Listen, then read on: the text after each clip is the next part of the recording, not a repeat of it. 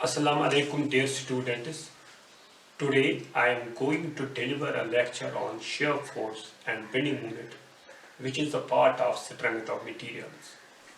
Before proceeding further, let me clear some technical terms which are used for drawing of shear force and bending moment diagrams. Students, you must have seen columns, structures, bridges, hydraulic structures, extra in your daily life. These structures are supported by columns and beams. Since we are going to deal beams in this lecture, so main focus will be the beam. Now, what is a beam? Beam, from the structural point of view, a beam is a horizontal member of the structure carrying load at right angles to its axis. I may say like this here on the diagram. If I will draw a beam, suppose this is a beam here, I am putting load on the beam, and you will find the load is perpendicular to the axis of the beam, and this loading is known as transverse loading.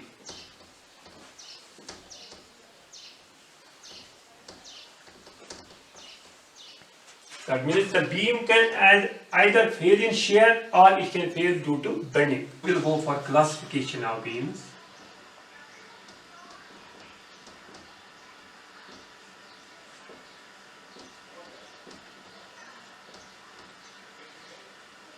The first classification is according to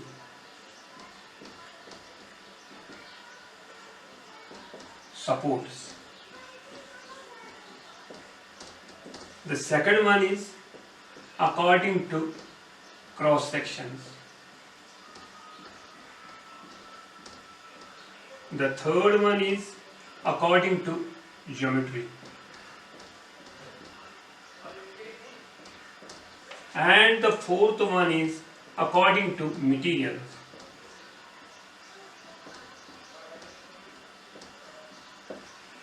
If I will go according to supporters, under this category, the first is simply supported beam. Simply supported. The second one is cantilever. The third one is overhanging. The fourth one is continuous.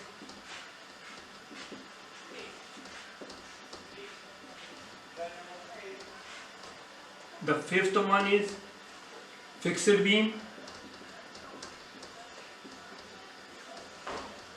The sixth one is propped beam.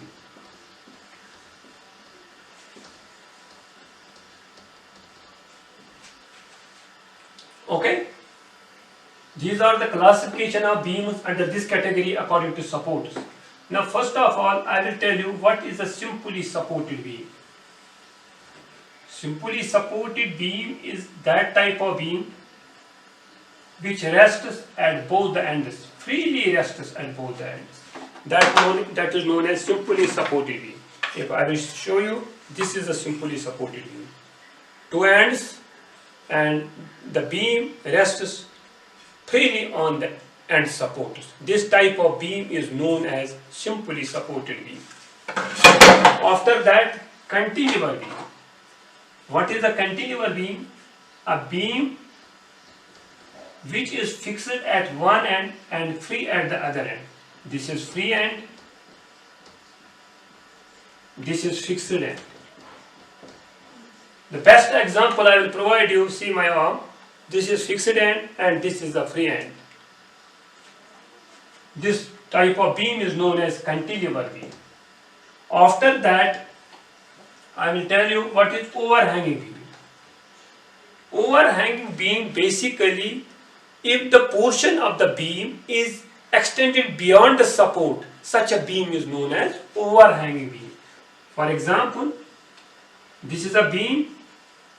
This is first simply supported. I extend this beam up to this point. This portion becomes overhanging portion. Overhanging portion. This portion is supported portion. Supported portion. This type of beam is known as overhanging beam. Now, in case of overhanging beam, there are two types. One is known as single overhang. One is known as single overhang. Single overhang, and second is known as double overhang. Double overhang. What is the single overhang? Single overhang is like this. If there is only one overhang, this is known as single overhang. If I will show you what is the double overhang. Double overhang is simply, this is the double overhang. The overhang is from left side as well as from right side. This is known as double overhang. This is a single overhang. After that, we have continuous beam. What is a continuous beam? A beam which has number of supports other than ends. That is known as continuous beam. Intermediate supports we are providing here. This type of beam is known as continuous beam. Probably these types of beams are providing when the span is very large. At the time we are constructing continuous beam. We are providing continuous beam. After that, there is a fixed beam. What is fixed beam? It is built up in the walls, or it is built up in the columns. That type of beam is known as fixed beam. There is a lot of difference between simply supported beam and fixed beam. In case of simply supported beam, beam rests freely on the wall or on the column, while as the fixed beam, beam is taken from the wall or from the column. Built up.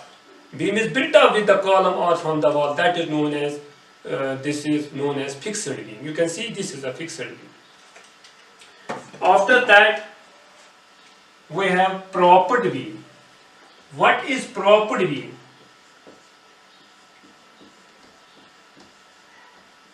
Propped beam is simply, it is nothing, it is the modification of the cantilever beam. On the free end of the cantilever beam, we are providing prop, roller type of prop, that is known as propped beam. See, like this. If this is a cantilever beam, I am providing here prop. On the top of the prop, I am providing rollers. And this type of beam is known as, this is a roller here. This type of beam is known as propped beam. This type of beam, either it can move right side or left side in a horizontal way. Horizontally it can move right or left. This is a property of the propped beam. According to cross section, a beam may be a rectangular beam. A beam may be circular. A beam may be T-section beam, as we are using in the steel beams. Beam may be I-section beam, again it is a steel beam. And a beam may be a built-up section of beams. Built section of beams.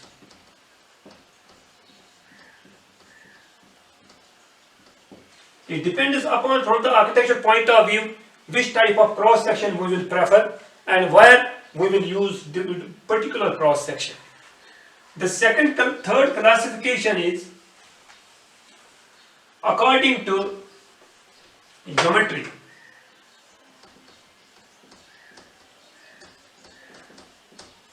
According to geometry, beam may be straight beam,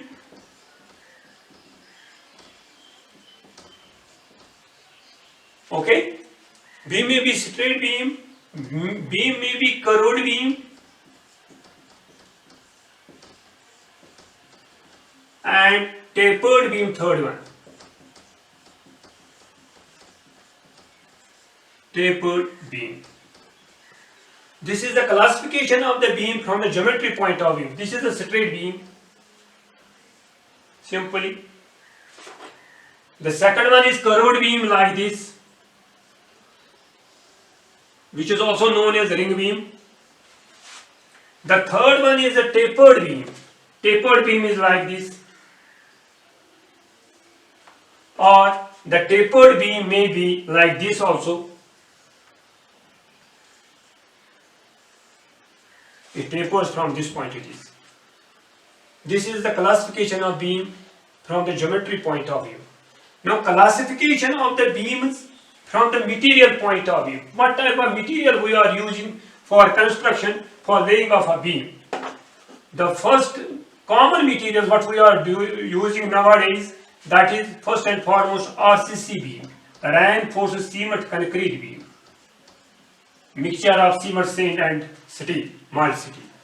The second one is timber beam.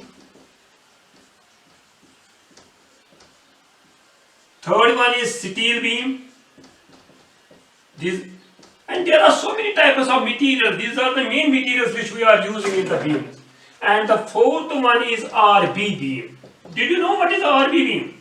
RB beam means reinforced brick beam.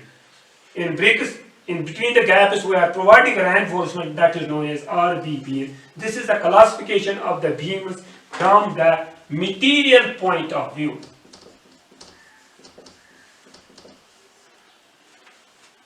Okay, now students, we will discuss about the loads, types of loads. How many types of loads we are using in the structures? The first is point load.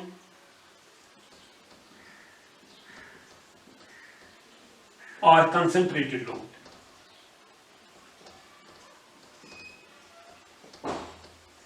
The second is uniform distributed load.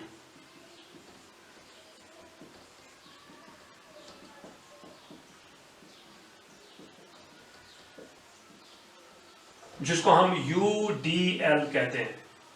The third one is uniform varying load, जिसको हम कहते हैं UVL. Okay. Now regarding the point load, regarding the point load, it acts at a single point. Suppose अगर ये beam है, हमने इसके ऊपर एक ही वेट डाला है, मान लीजिए ये W kg है. So that means this load acts at a single point. This load is known as point load or concentrated load. The second one is uniform distributed load. In case of uniform distributed load, the intensity of the load is uniform throughout the length of the beam.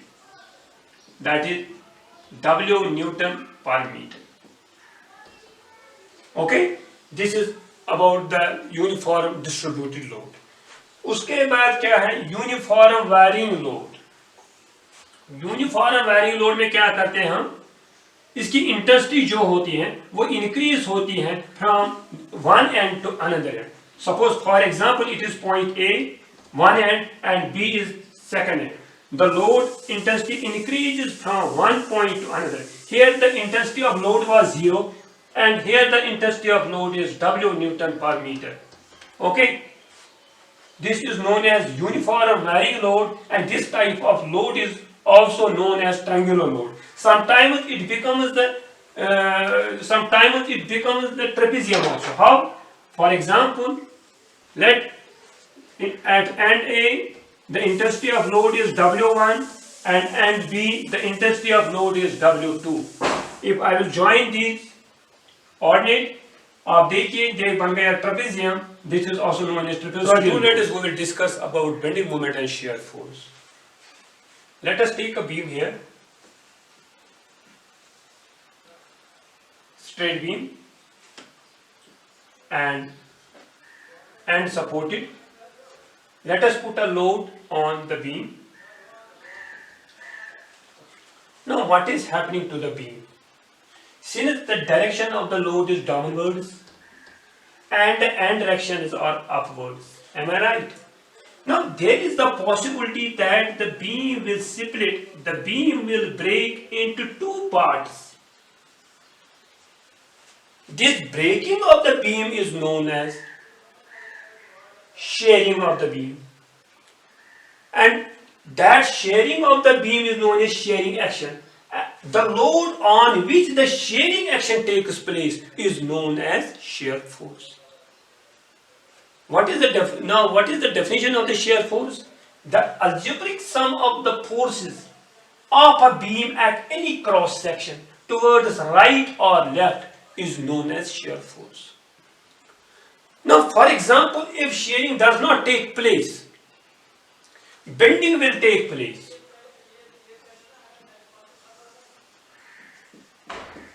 Students, you know, bending always takes place from top to bottom. The top portion of the beam is under compression zone and the bottom portion of the beam is under tension zone. In between the two zones, there is a line, there is an axis known as neutral axis. That means this neutral axis divides the beam into two zones, tension zone and compression zone. Now, what is bending moment? The algebraic sum of the moments of a beam at any cross section towards right or left is known as bending moment. Or in other words, we may say the moments which are caused due to bending are known as bending moment.